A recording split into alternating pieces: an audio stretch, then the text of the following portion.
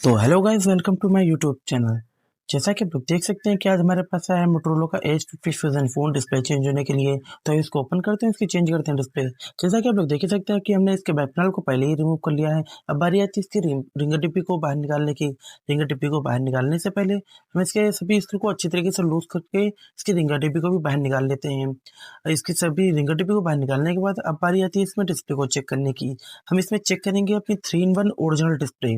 जैसा कि आप लोग देख सकते हैं कि हमने इसकी डिस्प्ले को भी अच्छे तरीके से चेक करने जा रहे हैं। और अगर आप लोग भी किसी फ़ोन की डिस्प्ले को चेंज कर रहे हैं तो एक बार बाहर से प्रॉपर उसके टच वगैरह को और उसके ब्राइटनेस को अच्छे तरीके से चेक कर लें, ताकि ये पेस्टिंग के समय किसी बात की प्रॉब्लम फेस ना करनी पड़े और किसी भी चीज़ की दिक्कत ना हो, क्योंकि डिस्प्ले काफ़ी कॉस्टली होती हैं जो हम लोग को बाद में दिक्कत आ सकती है। तो जैसा कि आप लोग देख सकते हैं कि हम हमारे फ़ोन ऑन हो चुका है और इसमें ब्राइटनेस काफ़ी कम है इसमें फ़ोन में।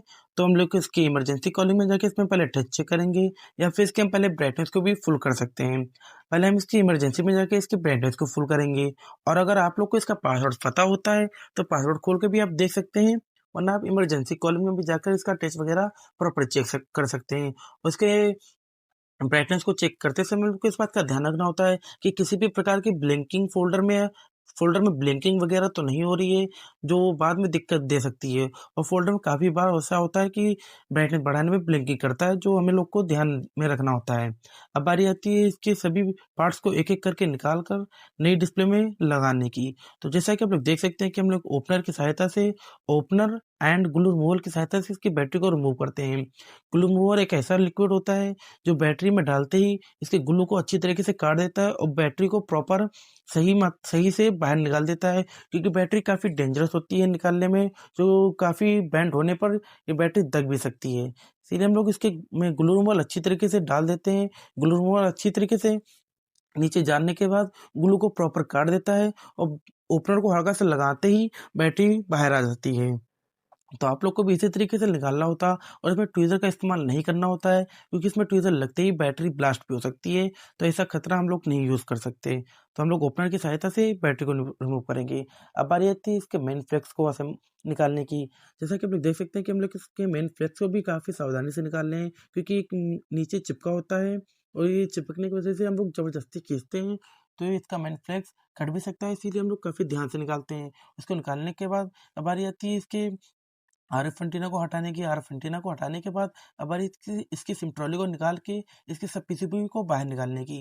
जैसा कि आप लोग देख सकते हैं कि हम ट्वीज़र की सहायता से इसकी सब पीसीबी को आराम से बाहर निकाल रहे हैं, क्योंकि इसके नेटवर्क एंटीना ये क्रोम में लगे होते हैं और इसकी क्रोम काफ़ी हार्ड होती है, तो इसीलिए हम लोग इसकी ट्वीज़र की सहायता से इसकी सब पीसीबी को बाहर निकाल रहे हैं, क्योंकि बड़े फ़ोनों की सब पीसीबी वगैरह मार्केट में जल्दी नहीं मिलती, इसीलिए काफ़ी ध्यान से हम लोग को इस बात को निकालना होता है। इसको निकालने के बाद हम इसके फिंगर सेंसर को भी बहुत आराम से निकाल लेते हैं। जैसा कि आप लोग देख सकते हैं कि वो चिपका हुआ था, इसीलिए हमने ग्लू रिमूवल की सहायता से उसको भी बाहर निकाल लिया है। और आप लोग को भी इसी तरीके से बाहर निकालना होगा। इसमें किसी भी प्रकार की जल्दी नहीं करनी होती है, क्योंकि फिंगर सेंसर का पत्ता काफ़ी नाज़ुक होता है, वो कट भी सकता है। इसी बात को ध्यान में रखते हुए हम सभी पार्ट्स को अच्छी तरीके से निकाल लेते हैं। अब बारी आती है इसके मेन बोर्ड को बाहर निकालने की। मेन बोर्ड को बाहर निकालते समय इसमें एक बात का ध्यान रखना होता है, इसमें जो भी स्क्रू लगे हों मेन बोर्ड में, उसको प्रॉपर निकाल के अलग रख लें और उसको बाद में भी लगा सकें, क्योंकि इसमें मेन बोर्ड में जो स्क्रू लगे होते हैं, काफ़ी अलग टाइप से होते हैं, जो मार्केट में हमें नहीं देखने को मिलते हैं, ना ही ये मिलते हैं हम लोगों को। उसको निकालने से पहले इसके आरएफ एंटीना को भी बाहर निकाल लेते हैं साथ ही साथ में, ताकि आरएफ एंटीना कहीं भी खो ना जाए। इसीलिए हम लोग इसके आरएफ एंटीना को भी ट्वीज़र की सहायता से बाहर निकाल लेते हैं, फिर मदरबोर्ड को भी बाहर निकाल लेते हैं। मदरबोर्ड को बाहर निकालने के बाद अब बारी आती है नई डिस्प्ले में सभी सभी पार्ट्स को अच्छी तरीके से असेंबल करने की। ये है हमारी पुरानी डिस्प्ले, अब आ गई हमारी नई डिस्प्ले। इसमें हम करेंगे सभी पार्ट्स को अच्छी तरीके से असेंबल। जैसा कि आप लोग देख सकते हैं कि हमारी 3-in-1 ओरिजिनल डिस्प्ले है ये। 3-in-1 ओरिजिनल डिस्प्ले को फिर 3-in-1 फ्रेम है ये, और इसको असेंबल करने से पहले हम लोग को इस बात का ध्यान रखना होता है कि इसकी साइडों में लगे नेटवर्क एंटीना कहीं से भी टूट ना जाए, जो हमें लो नेटवर्क की बाद में प्रॉब्लम फेस करनी पड़े। इसके बाद फिर हम इसके आरएफ एंटीना को भी साइडों से अच्छे से फिट कर देंगे, ताकि आरएफ एंटीना बाद में बाहर निकल के बैटरी को कुछ भी दिक्कत ना करे, कि बाद में किसी भी प्रकार की कोई प्रॉब्लम फेस हो। इसको लगाने के बाद 2 साइड से इसकी आरएफ एंटीना आती है, तो एक साइड से भी और दूसरे साइड से भी हम लोगों ने अच्छी तरीके से निकाल लिया है। और नीचे के आरएफ एंटीना में स्क्रू लगा था, तो हमने स्क्रू को भी अच्छे तरीके से टाइट कर लिया है। इसके स्क्रू को भी काफ़ी ध्यान में रखना होता है क्योंकि ये स्क्रू भी काफ़ी अलग टाइप के होते हैं, जो मार्केट में देखने को नहीं मिलते हैं, क्योंकि काफ़ी छोटे साइज़ के होते हैं। फिर हम हल्का-सा ग्लू लगाकर इसके फिंगर सेंसर को भी अच्छी तरीके से पेस्ट कर देते हैं। ग्लू को हम इसलिए लगा रहे हैं क्योंकि फिंगर सेंसर अगर तनिक सा भी इधर-इधर अपनी डिसलाइन हुआ तो ये प्रॉपर वर्क नहीं करता है। इसलिए आप लोग को भी बिल्कुल थोड़ा-सा ग्लू लगा के इसको अच्छी तरीके से असेंबल करना होगा। इसके बाद अब बारी आती है इसकी सप्लिसिबी को असेंबल करने की। जैसा कि आप लोग देख सकते हैं कि हमने इसकी सप्लिसिबी को अच्छी तरीके से असेंबल कर दिया है। अब दोनों साइडों के आरएफ एंटीना को भी हम अच्छी तरीके से असेंबल कर देते हैं। आरएफ एंटीना को असेंबल करते समय तो इस बात का ध्यान रखना होता है कि आरएफ एंटीना कहीं से भी डैमेज ना हो, क्योंकि ये भी मार्केट में बहुत कम देखने को मिलते हैं और ये मार्केट में ज़्यादातर नहीं होते हैं क्योंकि ये काफ़ी अलग टाइप के आरएफ एंटीना होते हैं, कभी भी साइज़ के प्रॉपर नहीं मिलते हैं। तो ट्वीज़र की सहायता से हम इसको अच्छी तरीके से असेंबल कर देते हैं। उसको असेंबल करने के बाद साइडों से भी अच्छी तरीके से इसको हम दबा देते हैं ताकि बैक पैनल को पेस्ट करते समय हम लोग को इस बात की दिक्कत ना आए कि आरएफ एंटीना बाहर आ रहा है और हमारा बैक पैनल प्रॉपर पेस्ट नहीं हो पा रहा है। और इसको प्रॉपर कर लगाने के बाद अब बारी आती है इसमें ग्लू लगाकर बैटरी को असेंबल करने की। बैटरी को असेंबल करने से पहले हम इसके मेन फ्लेक्स को भी अच्छी तरीके से असेंबल कर देंगे ग्लू लगाकर।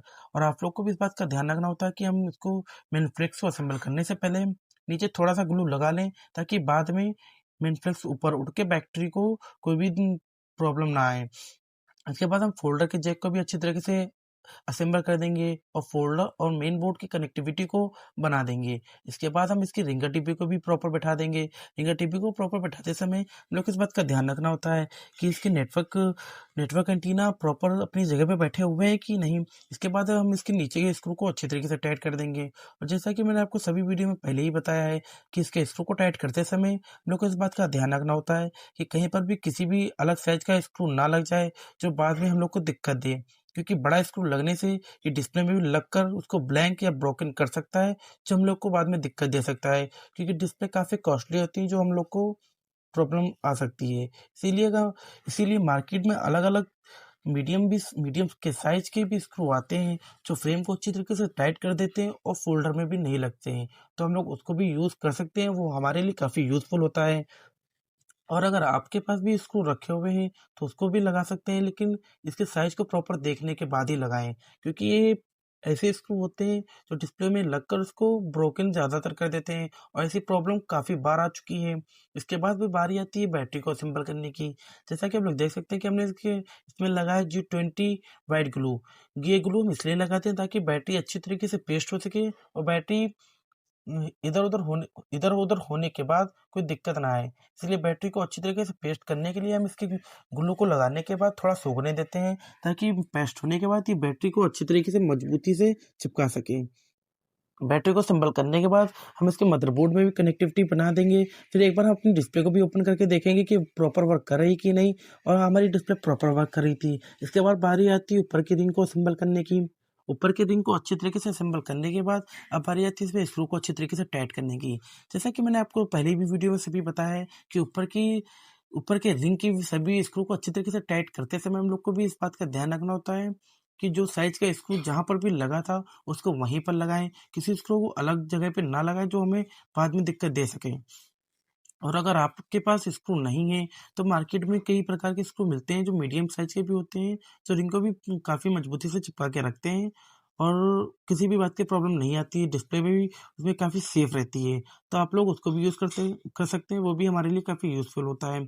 सभी स्क्रू को अच्छे तरीके से टाइट करते समय हम लोग को इस बात का ध्यान रखना होता है कि हमारी रिंग चारों साइड से प्रॉपर बैठी हुई है कि नहीं बैठी हुई है, क्योंकि बाद में बैक पैनल पेस्टिंग के समय ये दिक्कत दे सकती है। इसीलिए आप लोग को इस बात का ध्यान में रखना होता है। अब बारी आती है इसके बैक पैनल को पेस्ट करने की। बैक पैनल को पेस्ट करने से पहले हम लगाते हैं इसमें G20 white glue. White glue को लगाते समय हम लोग को इस बात का ध्यान में रखना होता है कि ग्लू कहीं पर भी कहीं ज़्यादा ना हो जाए, क्योंकि इसमें आरएफ एंटीना और स्पीकर डिब्बी के भी काफ़ी पॉइंट होते हैं जहाँ पर ये जाकर इसको ब्रेक कर सकता है। तो इसी बात को ध्यान में रखते हुए और जहाँ पर भी ज़्यादा ग्लू लग जाता है तो हम उसको ट्विज़र की सहायता से उस ग्लू को वहाँ से कम कर देते हैं। उसको कम कर देने के बाद इस ग्लू को थोड़ा-सा सूखने देते हैं, जो बाद में बैक पैनल को पेस्ट होने में काफ़ी ज़्यादा मदद करेगा। उस ग्लू को सूखने देने के बाद अब बारी आती है इसमें बैक पैनल को पेस्ट करने की। बैक पैनल को अच्छी तरीके से पेस्ट करने के बाद ये हमारा फ़ोन हो जाता है बन के रेडी। तो ऐसी वीडियो को देखने के लिए हमारे चैनल को सब्सक्राइब करें एंड बेल आइकन को प्रेस करें।